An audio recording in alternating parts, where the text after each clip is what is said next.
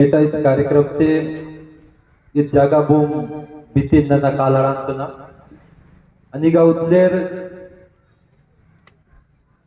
सगा बिरादरतून आणि हुडले हुडला वायले माने कुर्बी नना सेवा जोहार की अंतना आणि कालारांतना नना सावित्रीबाई फुले जयपाल सिंह मुंडा की ओना पोतले थे मार्च इगा उदित अदा मानपुर के इस उर्वर वैचारिक भूमि में आज एक प्रेरणादायी कार्यक्रम का आयोजन यहाँ पर किया जा रहा है और ऐसे आयोजन को गति देने वाले तमाम हमारे जो पुरोधा साथी हैं उन सबको मेरा प्रणाम है। कैसा मंच तैयार करना ही अपने आप में बड़ी बात है, क्योंकि हम सारे लोग सोचते हैं लेकिन जो सोच हमारे अंदर रहता है उसको धरातल में लाना ये बड़ी बात है। और जैसे हमारे उद्घोषक राम टेगे जी कह रहे थे, संख्या बहुत कम है, भीड़ की जरूरत नहीं है, क्योंकि भीड़ का कोई दिशा और कोई नियंत्रण नहीं होता। बहुत कम लोग हैं लेकिन पोटा लोग हैं, क्योंकि बदरा लोग तो बाहर हो जाते हैं ना, बदरा को कोई देता नहीं है। ठोस लोग बैठे हैं और इतने लोग यदि हम वैचारिक रूप से मजबूत हो जाएं तो इस देश को विकसित होने में कोई रोक नहीं सकता। और यदि हम फोटो की पूजा कर दें और उससे कामना करें कि हमको ज्ञान प्राप्त हो जाए तो इस ऐसा आयोजन करने का औचित्य नहीं रहेगा। हमको समझना होगा कि भारत में यदि हम विश्व गुरु बनाना चाहते हैं तो कैसे बनाएं। संविधान की बात आप सब ने कही यहाँ पर, उस संविधान को हमको पढ़ना चाहिए, पहला शब्द पढ़ना चाहिए हम सारे लोगों को। क्या कहा उसमें, हम भारत के लोग। बहुत प्यारा सा और बहुत प्रेरणादायी शब्द है। अगर आप प्रस्तावना नहीं पढ़े हैं तो आपका जीवन सफल नहीं होगा। संविधान का पहला शब्द पढ़िए, उसमें बहुत प्यारा शब्द लिखा है और मैं तो बहुत ऊर्जा से ओतप्रोत हो जाता हूँ जब भी सुनता हूँ, कहता हूँ कि हम भारत के लोग, भारत को एक संपूर्ण प्रभुत्व संपन्न, इतना ही बोलना है आपको, उसके बाद तो अपने आप सारा चीज हो जाएगा। लेकिन उस लाइन को तो आप समझे कि जहां पर हम सारे लोगों को एक होने की बात कही गई है, हम सारे लोग मिलकर इस भारत को मजबूत बनाएंगे, विश्व गुरु के शिखर पर ले जाएंगे। लेकिन कैसे, जब हम संविधान के भाग 4 को पढ़ेंगे जिसमें कहा गया है कि हमारे अंदर वैज्ञानिक सोच होने चाहिए। आप तो राफेल में नींबू और मिर्च बांध रहे हैं, तो हो जाएगा। ये वैज्ञानिक सोच नहीं है, आपके अंदर वैज्ञानिक सोच होना चाहिए, आपके अंदर तर्कशीलता होना चाहिए, तभी हम इस देश के लिए कुछ कर पाएंगे। अपने अपने जाति, अपने अपने समाज के लिए हम सारे लोग करते हैं, लेकिन जिस दिन हम भारत के लिए सोचना प्रारंभ कर देंगे उस दिन हम कुछ कर पाएंगे। आप सब लोग जानते हैं, और अभी रमशीला दुग्गा ना,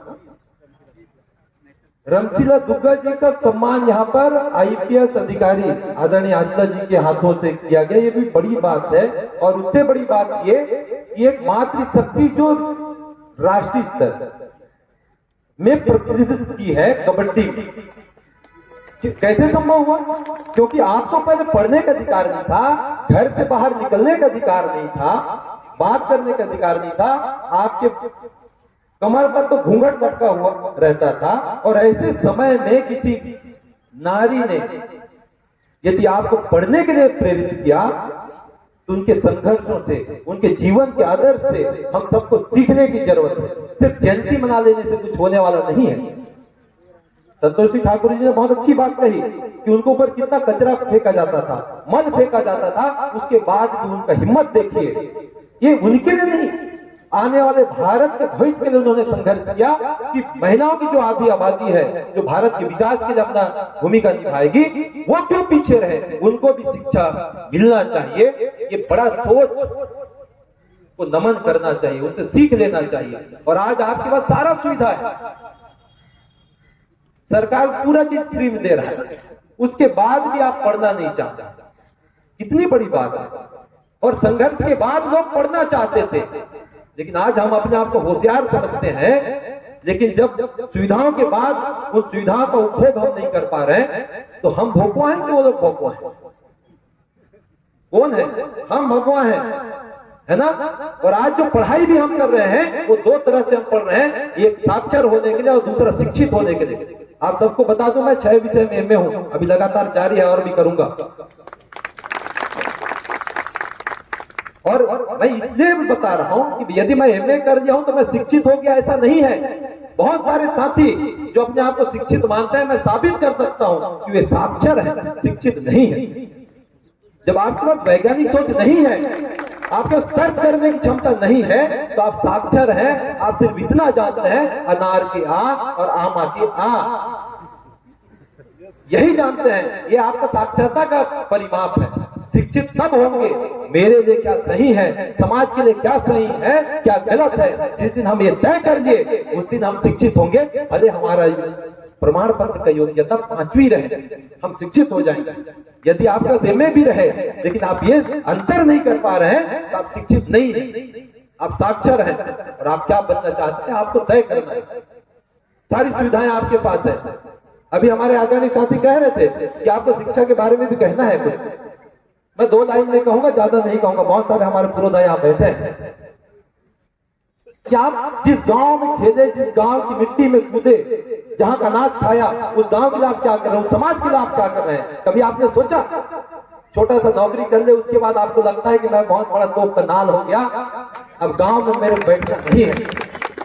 आप कर्जा खाए हैं उस गांव का, उस समाज का, जहां से आपका पहचान है, उस गांव के लिए आप क्या कर रहे हैं? मैं बहुत सारे साथियों को देखता हूं, जब आते हैं नौकरी करने के बाद तो दारू पीते हैं कुत्ते जैसा, पूरे गली में पीते हैं। ये नौकरी वाले लोगों की हकीकत है। गांव में आने के बाद और 4 कुत्ते और उसके पीछे घूमते हैं, गांव जो देसी है। बड़ा दर्द होता है।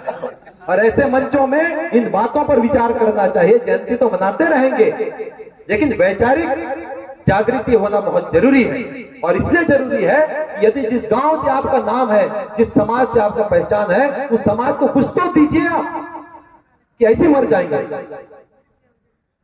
यदि यही सोच रहता कि मेरे को ऐसी 2-4 बच्चा पैदा करना है, बीबी और टीवी में खुश रहना है, उसके बाद मर जाना है, तो ये आपका जीवन नहीं है।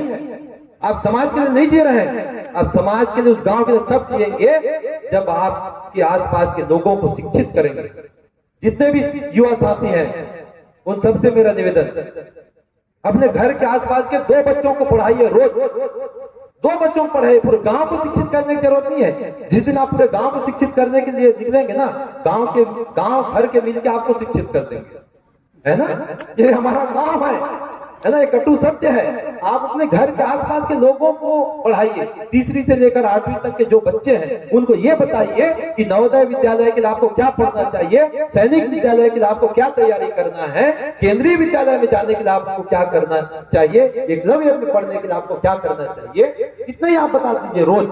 और 12वीं पढ़ने वाले साथी इस मुहिम को अपने अपने गाँव में शुरू कर दीजिए। जब ये मुहिम शुरू करेंगे उन बच्चों के साथ साथ आपका भी क्षमता बढ़ेगा, क्योंकि एलिफेंट का जो स्पेलिंग आपको याद नहीं रहेगा, आप अपने भाई को बताने के लिए एलिफेंट का स्पेलिंग याद करके जाएंगे। क्योंकि आज 1 घंटा मेरे अपने छोटे भाइयों को पढ़ाना है।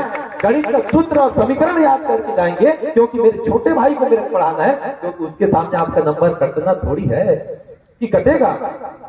छोटे भाई के सामने बेइज्जत तो नहीं होना है।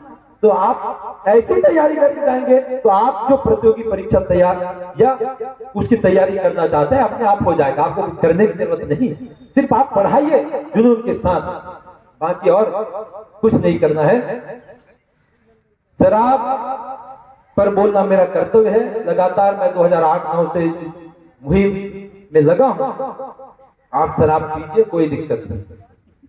मैंने अभी एक मांग किया कि सरकारी शराब दुकान में जो शराब बेची जा रही है उसका रसीद दिया जाना चाहिए ग्राहक को।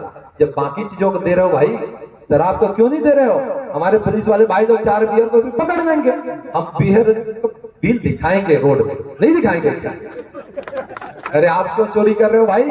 सरकारी दुकान है, सरकारी बिल हमको मिलना चाहिए, राजस्व की प्राप्ति हो रही है, पीना चाहिए। मैं तो ये बोल रहा हूं,